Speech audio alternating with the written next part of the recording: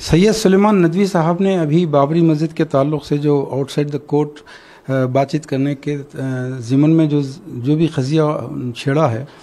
ان کے بیان میں دو باتیں بہت اہم ہیں۔ ایک تو انہوں نے یہ کہا کہ کیا ٹائی سوٹ والے ہم کو شریعت سکھائیں گے، اور دوسری بات ایک پرسنل ریمارک کیا ہے، وہ یہ کہ اویسی صاحب کو سورہ فاتحہ کا ترجمہ نہیں معلوم، کیا وہ ہم کو شریعت سکھائیں گے؟ یہ جو تکبر کے ساتھ بات ہوئی ہے، اس کے پیچھے ٹائی سوٹ والوں پر اٹیک کرنے کا جو صاف مطلب ہے وہ یہ ہے کہ کالج اور یونیورسٹی کے لوگ شریعت نہیں سمجھتے۔ جب شریعت نہیں سمجھتے تو ان کو قیادت کا بھی حق نہیں ہے، قیادت تو ہمارے پاس ہے کیونکہ ہم شریعت سمجھتے ہیں۔ اور انہوں نے یہ بھی کہا کہ میں نے قرآن کی تفسیریں لکھی ہیں، میں نے حدیث کی کتابیں لکھی ہیں، مجھے شریعت کون سکھائے گا؟ تو اس کا مطلب پوری مطلب یہی ہے کہ قیادت ہمارا حق ہے کیونکہ ہم شریعت کے ماہر لوگ ہیں۔ اور یہ جو سوچ ہے، یہ سوچ علماء کی اکثریت میں پائی جاتی ہے، اس کو تعصب کہتے ہیں۔ اور اس ضمن میں چند اہم باتیں میں آپ کے سامنے عرض کروں گا کہ اس تعصب کی وجہ سے جو نقصان پہنچ رہا ہے امت کو، ظاہر ہے کہ کئی مسلک ہیں اور ہر مسلک کے عالم کو یہی زوم ہے کہ وہ قیادت کا اصلی حقدار ہے کیونکہ اس کے پاس شریعت ہے۔ نتیجہ یہ ہے کہ امت اور تقسیم در تقسیم ہوتی چلی جا رہی ہے۔ اس کے نتیجے میں جو علماء کا مقام تھا، جو رسول اللہ صلی اللہ علیہ وسلم کے مشن کے اصل جانشین تھے، جو بنی اسرائیل کے پیغمبروں کے برابر جن کا درجہ تھا، ان کی وقت کم سے کم تر ہوتی جا رہی ہے۔ مجھے ایک واقعہ یاد آ رہا ہے علماء کے اس تعصب پر، یہ صدیوں پرانا مرض ہے۔ شیخ انور اللہ کی شہید، جو امریکہ کے اشارے پر سعودی عرب نے جن کو شہید کیا، ان کی ایک اسپیچ یوٹیوب پہ اویلیبل ہے۔ اس میں انہوں نے کہا کہ صلاح الدین ایوبی نے جب بیت المقدس کو حاصل کرنے کے لیے علماء سے مدد کی اپیل کی اور مکہ، نجد، مصر، شام، ان تمام جگہوں پر ڈیلیگیشن کیے، تو ان علماء نے اس کی بات کو رد کرتے ہوئے مدد کرنے سے انکار کیا اور یہ کہا کہ ایک تو عالم نہیں ہے، دوسرے یہ کہ تیرے کو عربی نہیں آتی، تو جہاد کا فتویٰ دینے کا حق کہاں سے لایا؟ کس نے دیا تجھے فتویٰ دینے کا حق؟ اس طریقے سے صلاح الدین ایوبی نے وہ جنگ کردوں کے، ترکوں کے اور عراقیوں کے ذریعے لڑی، علماء نے اس کا ساتھ نہیں دیا۔ دوستو، یہ جو تعصب ہے کہ غیر عالم کچھ نہیں کر سکتا، غیر عالم ہم کو سننے کے لیے پیدا ہوا ہے، وہ جو برہمن واد میں ہے کہ دھرم شاستر کی کتابیں صرف برہمن کے لیے ہیں اور باقی کوئی دوسرا اس کو ہاتھ نہیں لگا سکتا، یہ سوچ آج بدلنے کی ضرورت ہے۔ 1857 کی تاریخ پڑھیں گے تو ان علماء نے جو قربانیاں دی ہیں، ان قربانیوں کو ہم سلام کرتے ہیں۔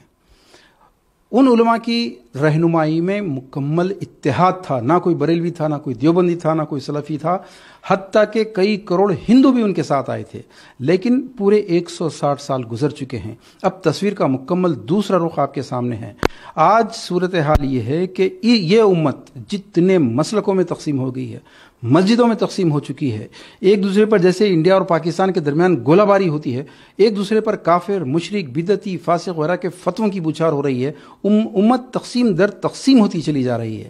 یہ کیوں ہوا، اس کی تفصیلات میں جاننے کا وقت نہیں ہے، لیکن آپ کو یہ ثبوت مل جائے گا کہ آج کے علماء اس انتشار کے مکمل ذمہ دار ہیں۔ اس کے برعکس اگر آپ دیکھتے ہیں کہ ان 100 سالوں کے اندر جتنا بھی تعلیمی، سماجی، سیاسی، یہ جتنے ڈیولپمنٹ ہوئے ہیں، امت میں اتحاد کی جتنی کوششیں ہوئی ہیں، یہ وہی ٹائی سوٹ والے لوگوں نے کیا ہے، یہ وہی کالج اور یونیورسٹی کے لوگوں نے کیا ہے۔ اور ایک بات اہم یاد رکھنے کی ہے کہ شریعت کا علم ہونا الگ چیز ہے، شریعت کا ویژن الگ چیز ہے۔ شریعت کا علم مدرسے سے حاصل ہو سکتا ہے لیکن ویژن نہیں۔ اگر ویژن بھی حاصل ہو جاتا مدرسے سے تو آج ہر عالم، ہر مفتی، ہر حافظ اپنے وقت کا سب سے بڑا انٹلیکچوئل ہوتا۔ ویژن اللہ تعالیٰ کا دیا ہوا ایک ایسا عطیہ ہے کہ جو اللہ تعالیٰ جس کو چاہے عطا کرتا ہے، جس سے کام لینا چاہتا ہے اللہ تعالیٰ اسی کو عطا کرتا ہے۔ آپ دیکھیں گے کہ پچھلی ایک صدی میں جتنے لوگوں نے اہم ترین کام کیے امت کی فلاح کے لیے، امت کو مضبوط کیا، اسلام کے قلعے کو مضبوط کیا، میجورٹی غیر عالموں کی تھی۔ علامہ اقبال کوئی عالم نہیں تھے، ڈاکٹر حمید اللہ کوئی عالم نہیں تھے، مولانا مودودی، بہادر یار جنگ، ڈاکٹر اسرار احمد، یہ لوگ کوئی عالم نہیں تھے۔ اور اس قبیل کے بے شمار نام ہیں، آج دیکھ لیجئے راشد شاز ہیں، حمید غامدی ہیں، جاوید غامدی ہیں، اور محترمہ فرحت ہاشمی ہیں، اور ذاکر نائک ہیں، نعمان علی خان ہیں، اور ایسے کئی لوگ ہیں، نجات اللہ صدیقی، پروفیسر خورشید احمد، عمر چھاوڑا، یہ لوگ پروفیسر لوگ ہیں، یہ عالم نہیں تھے، یہ کبھی مدرسہ نہیں گئے یہ لوگ، لیکن ان کی اسلامی معاشیات، اسلامی اکنامی پر لکھی ہوئی کتابیں دنیا کی اسلامی یونیورسٹیز میں پڑھائی جاتی ہیں، کامرس میں پڑھائی جاتی ہیں۔ ان کے لکھے ہوئے اصولوں، ان کے مرتب کیے ہوئے اسلامی معاشیات کے اصولوں کی بنیاد پر آج کئی بینک قائم ہیں، انٹرسٹ فری بینکنگ چل رہی ہے، انٹرسٹ فری انشورنس چل رہی ہیں، اور ایسے کئی مثالیں ہیں جن لوگوں نے اسلام کو مضبوط کیا وہ کوئی عالم نہیں تھے۔ آج دیکھیں گے آپ جتنے فلاحی ادارے، تعلیمی ادارے، سائنسی ادارے، ایک اسلامک انٹرسٹ فری معاشی ادارے، یہ تمام کے تمام یہی ٹائی سوٹ والے لوگوں نے کیا ہے، یہی کالج اور یونیورسٹی کے لوگوں نے کہ سلمان ندوی صاحب نے اویسی صاحب کو چیلنج کیا ہے کہ وہ ایک پارے کا ترجمہ نہیں کر سکتے، اور یہ صرف اویسی صاحب پہ نہیں کیا، یہ دراصل بات یہ ہے کہ ہر کالج سے نکلنے والا جو قیادت کا طلبگار ہے یا قیادت کر سکتا ہے، اس کی قیادت، چونکہ علماء کبھی کسی قیادت کو تسلیم نہیں کر سکے۔ ہم یہ کہنا چاہتے ہیں کہ یہ خدمات چاہے جس مسلک کے عالم کی ہو، اس لیے نہیں ہے کہ وہ عالم تھے، اس لیے نہیں کہ وہ قیادت کے منصبدار تھے، نہیں، ایسا نہیں ہے، حسن اتفاق ہے کہ وہ عالم بھی تھے، لیکن اللہ تعالیٰ یہ ویژن عالم یا غیر عالم کی تفریق سے نہیں دیتا ہے، یہ تو اللہ تعالیٰ کسی کسی کو دیتا ہے۔ وہ ان کے اندر یہ ویژن تھا، ان کے اندر یہ ٹیلنٹ تھا، وہ اتفاق سے عالم بھی تھے، ورنہ اللہ تعالیٰ یہ ویژن، یہ ٹیلنٹ تو کسی کو بھی دیتا ہے۔ ایک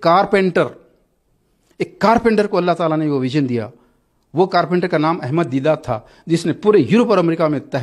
دھوم مچا دی اور پوری کرسچینٹی کو چیلنج کر دیا۔ اللہ تعالیٰ یہ ویژن ایک MBBS ڈاکٹر کو دیتا ہے، ہزاروں لاکھوں MBBS ڈاکٹر ہیں جو اپنا مال جوڑنے میں لگے ہیں، لیکن وہ اسرار احمد، وہ ذاکر نائک، وہ MBBS ہے، یہ ویژن ان کے پاس تھا۔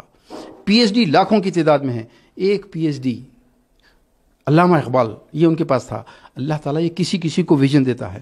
تو یہ ذہنوں سے نکال دیجئے کہ شریعت صرف عالم سمجھ سکتا ہے اس لیے قیادت وہ کر سکتا ہے، ایسا کچھ نہیں ہے۔ شریعت کا علم بالکل الگ چیز ہے، شریعت کا ویژن بالکل الگ چیز ہے۔ ہو سکتا ہے اویسی صاحب کو ترجمہ نہیں آتا ہوگا، ہم نہیں جانتے، لیکن ہم اتنا ضرور جانتے ہیں کہ اویسی صاحب کو قرآن کیا چاہتا ہے، قرآن کو کیسے نافذ کیا جائے، کیا اس کے تقاضے ہیں۔ دیکھیے، مسلم پرسنل لا بورڈ